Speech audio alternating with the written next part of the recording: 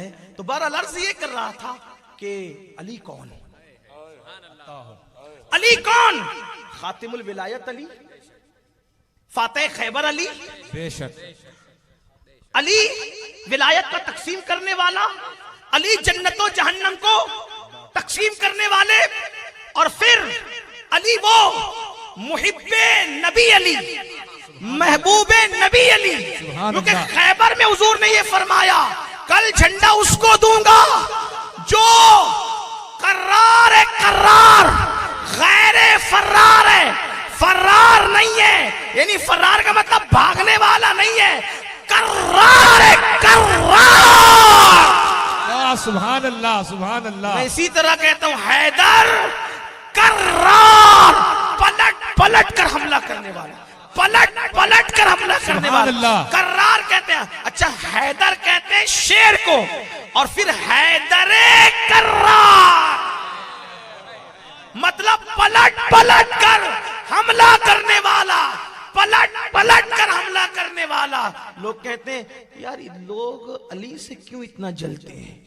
میں نے کہا وہ 1450 سال پرانی کچھ دشمنیاں منتقل ہوئی ہے. ہاں یہ مذاق کی بات نہیں کر رہا ہوں، صحیح کہہ رہا ہوں. اس لیے کہ جب بھی جنگ سے کافر لوٹ کے جاتے تھے تو مائیں روتی تھی، پھوپیاں روتی تھی، خالائیں روتی تھی، تو چھوٹے چھوٹے گھر کے بچے پوچھتے تھے چچا وہ کس نے مارا؟ علی نے. دادا وہ کس نے مارا؟ علی نے. ابا وہ کس نے مارا؟ علی نے. تو مائیں کہتی تھی سب سے اتحاد کرنا، علی سے نہیں کرنا. ہاں تو آج بھی وہ جن کے باپ داداؤں کو کاٹا ہے نا، مارا ہے نا، ہاں تو تھوڑا سا ان کو جلن ہے. اگرچہ غریب نواز کے ہاتھ میں مسلمان ہوئے ہیں، لیکن ان کو ایسا لگتا ہے کہ کہیں نہ کہیں ہمارا کوئی رشتہ دار علی کے ہاتھ سے کٹا ہے. لیکن اصحاب رسول علی سے محبت کرتے تھے، بے شک ان کا نام لیتے تھے. بلکہ میرا آقا جسے دنیا صدیق اکبر کہتی ہے، سبحان اللہ، جب کسی محفل میں علی ہوتے تو علی ہی کو دیکھ رہے ہوتے. سبحان اللہ. ایک دن ان کی شہزادی نے پوچھا بابا آپ علی کو کیوں دیکھتے ہیں؟ اب بیٹی میں نے حضور سے سنا ہے علی کو دیکھنا عبادت ہے. سبحان اللہ. بابا نے کہا علی کو دیکھنا عبادت ہے، ان کی شہزادی نے کہا علی کا ذکر عبادت ہے. تو عرض یہ کر رہا تھا، بات دور نکلی. علی قسیم جنت و جہنم. ٹھیک، آقا ارشاد فرماتے ہیں کل جھنڈا اس کو دوں گا جس کے ہاتھ میں خیبر فتح ہوگا. یہاں سے ان کو بھی پتا چلنا چاہیے نا، جو کہتے ہیں کل کیا ہوگا کسی کو نہیں معلوم، رسول اللہ کو بھی نہیں معلوم، کہ حضور نے بتایا سبحان اللہ. کل اس کے ہاتھ میں جھنڈا دوں گا جو خیبر فتح کرے گا. ہاں فتح کرے گا خیبر، اس کو دوں گا جھنڈا. اور پھر فرمایا وہ فرار نہیں ہے، فرار نہیں، قرار ہے، قرار حیدر قرار، یعنی پلٹ پلٹ کر حملہ کرنے والا. اور وہ اللہ و رسول کا محبوب بھی اور محب بھی ہے. اتنی بڑی بشارت، صحابہ سب بے چین تھے کہ اتنی بڑی سند ملے گی. بلکہ جب کل سب پہنچے اس تمنا کے ساتھ کہ مجھے ملے گا، مجھے ملے گا، مجھے ملے گا، تو حضور نے سب کو دیکھا اور دیکھ کر کے فرمایا علی کہاں ہے؟ سبحان اللہ. سبحان. بیمار ہیں، آنکھوں میں چشم، آشوب چشم ہے، بلاؤ. دیکھو کوئی بیمار ہو تم فیصلہ بدل دیتے ہیں. مقرر بیمار ہو مقرر بدل جاتا ہے. صحیح بھائی، مقرر بیمار ہو تو بدل دیا جاتا ہے، لڑنے کو بھیجنے، فتح کرنے. اور کہہ رہے ہیں آشوب چشم. اچھا اگر پیر درد کر رہا ہو تو کام چل جائے، پیٹ درد کر رہا ہو تو کام چل جائے، آنکھ ہی نہیں کھلتی آشوب چشم میں تو آنکھ بند کرنے والا کیا لڑے گا؟ لیکن یہ حضور ہیں، فیصلے ہو گئے، کیونکہ وہاں فیصلہ اپنی مرضی سے نہیں ہوتا. وما ينطق عن الهوى ان هو الا وحی یوحی. یہ شان ہے.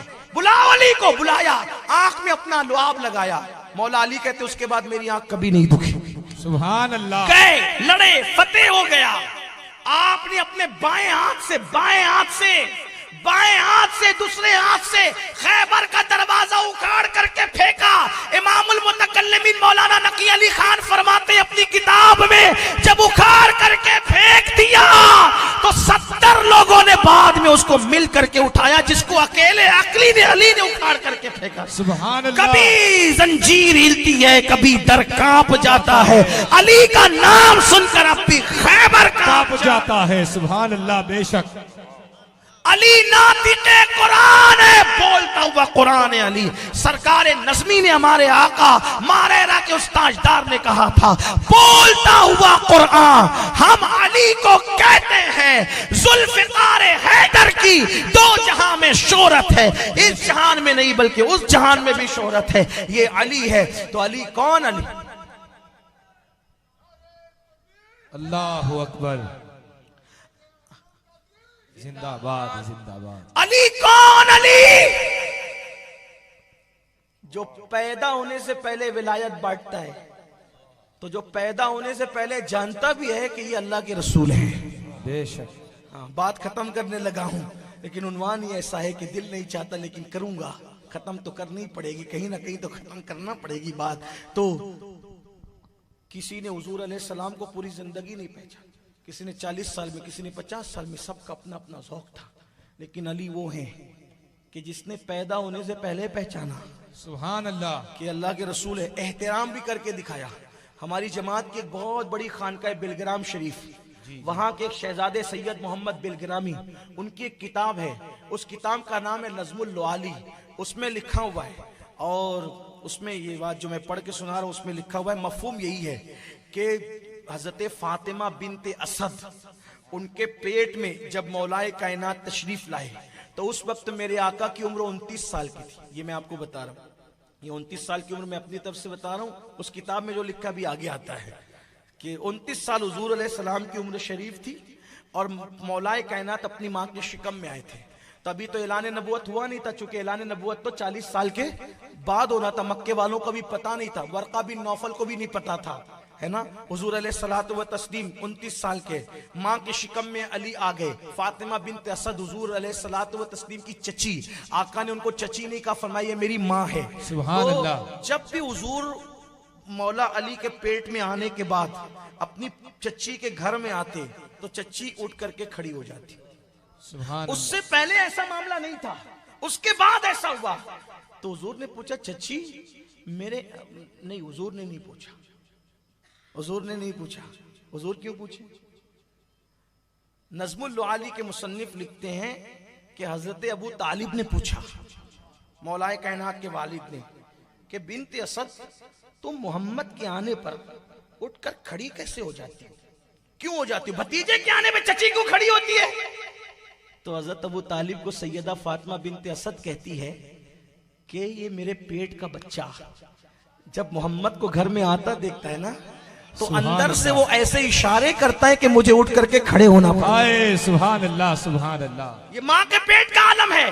तो एक दिन जनाब अबू तालिब ने इम्तिहान लेना चाहा, और फिर जब हुजूर आए तो फातिमा बिनते असद के कंधों पे हाथ रख के उन पे जोर डाला कि उठने नहीं दूंगा। इधर से उनका जोर था, नीचे से अली मुर्तजा अल्लाह अकबर वो खड़ा कर रहे थे माँ को, लेकिन हजरत अबू तालिब के जोर लगाने के बाद भी फातिमा बिनते असद उठ करके खड़ी हो गई, और खड़ी होने के बाद अल्लाह अकबर हाल ये हुआ, आका सच करती है,